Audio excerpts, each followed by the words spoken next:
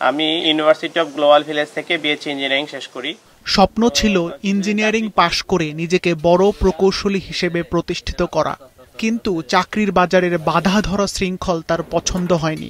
বারবার চেষ্টা করেন অন্য কিছু করার, ব্যবসা করে প্রতিষ্ঠিত হওয়ার, তবে ভয় আর অনিশ্চয়তার দেওয়াল তাকে থামিয়ে দিচ্ছিল বারবার। তবে পিছুটান না রেখে সাহসী সিদ্ধান্ত নিয়ে ফেলেন তিনি।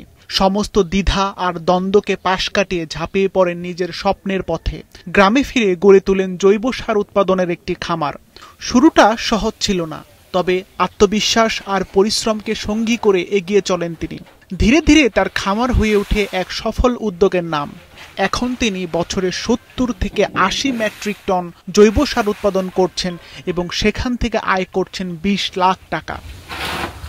সরকারের কাছে প্রত্যাশা হলো আমি যদি আরো আর্থিক সহায়তা পাই, আমি আমার খামারটি আরো বড় করতে পারবো এবং দেশের মাটি মানুষের উন্নতি সাধন। বলছি ভোলার সদর উপজেলার ধনিয়া ইউনিয়নের যুবক মোহাম্মদ উসমান গনির কথা। তড়িৎ ও ইলেকট্রনিক ইঞ্জিনিয়ারিং এ ডিগ্রি নিয়ে 2021 সালে চাকরি নেন তিনি।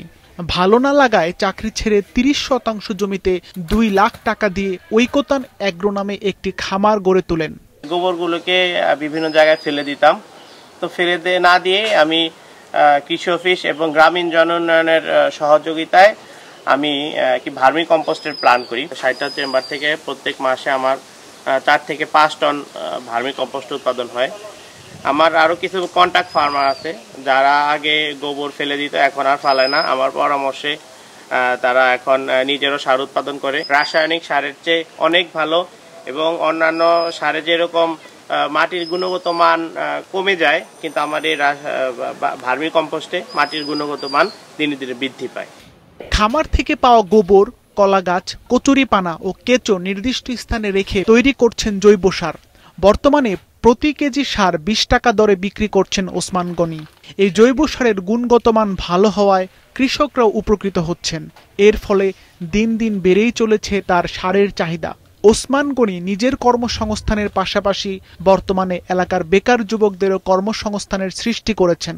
বিভিন্ন এলাকা থেকে মানুষ আইসা নিতেছে, বিভিন্ন জায়গায় যাইতেছে। এই 5-6 জনের সঙ্গে কাজ করে এই 5-6 জনের আমাকে সংসার ঠিক মতন চলায়। ভালো বেতনই দেয়, তো এই টাকা দিয়ে ভালোই সংসার চলে, পড়া খরচও চলে, তো মোটামুটি ভালো আছে এখানে। তার এই সফলতার পেছনে অবদান রেখে চলেছে ভোলার কৃষি অফিস ও গ্রামীণ জন উন্নয়ন সংস্থা। তাকে সাহস ও সার্বক্ষণিক পরামর্শ দিয়েছেন তারা।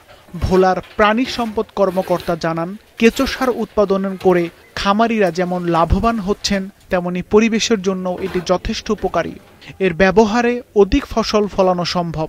খামারিগণ লাভবান হচ্ছেন, পরিবেশের নেতিবাচক প্রভাব হতে মুক্ত হচ্ছেন, মাটি উর্বর হচ্ছে এবং মাটিতে অধিক ফসল ফলানো সম্ভব হচ্ছে, যেটা নিরাপদ ফসল হিসাবে আমরা স্বীকৃতি বলতে পারতেছি। এই ভার্মি কম্পোস্ট প্রকল্প বিভিন্ন জায়গায় ছড়িয়ে দিয়েছি। এর ফলে আমাদের যে খামারিরা বর্তমানে প্রায় 2 থেকে 300 টন প্রতি মাসে ভার্মি কম্পোস্ট উৎপাদন করছে, যাতে বিপুল পরিমাণ বৈদেশিক মুদ্রা আমরা অপচয় না হয় সেটা আমরা রোধ করতে সক্ষম হয়েছি। উসমান গনি এখন স্থানীয় তরুণদের জন্য এক উজ্জ্বল অনুপ্রেরণা। নিজের কর্মসংস্থানের পাশাপাশি তিনি আশেপাশের বেকার যুবকদের জন্য খুলে দিয়েছেন নতুন সম্ভাবনার দ্বার। তার পরিশ্রম আর অগ্রযাত্রা প্রমাণ করে স্বপ্ন বাস্তব করতে আর কিছুই লাগে না, শুধু দরকার সাহস নিয়ে কাজটা শুরু করা। সিফাত রহমান, মাছরাঙা, নিউজ ডেস্ক।